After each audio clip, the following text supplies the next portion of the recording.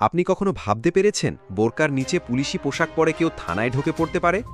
হ্যাঁ, গাজীপুরে ঘটেছে অবাক করা এক ঘটনা। গত ৩ জুলাই রাত ১০টার দিকে গাজীপুরের জয়দেবপুর থানা এলাকায় ধরা পড়েছে এক ভুয়া নারী পুলিশ। বোরকার নিচে পুলিশের ইউনিফর্ম পরে থানায় ঢোকার চেষ্টা করেন তানিয়া নামের ২৭ বছরের এক নারী। তানিয়া পরিচয় দেন তিনি পুলিশের নারী উপপরিদর্শক। এক কনস্টেবলকে স্যার বলায় সন্দেহ হয় ডিউটি অফিসারের। সাথে সাথেই ডাকা হয় নারী পুলিশ। শুরু হয় তল্লাশি। তল্লাশিতে ধরা পড়ে যায় তানিয়ার আসল পরিচয়। তিনি আসলে পুলিশের কেউ নন। তার কাছে পাওয়া যায় পুলিশের পোশাক।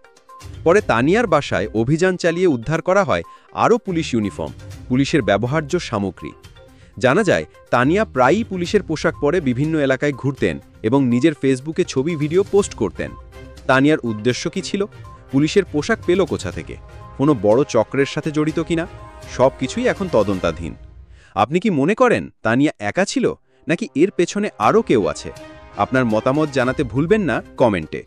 ভিডিওটি ভালো লাগলে লাইক দিন, শেয়ার করুন এবং আরও এমন বাস্তব ঘটনা পেতে সাবস্ক্রাইব করুন আমাদের চ্যানেল।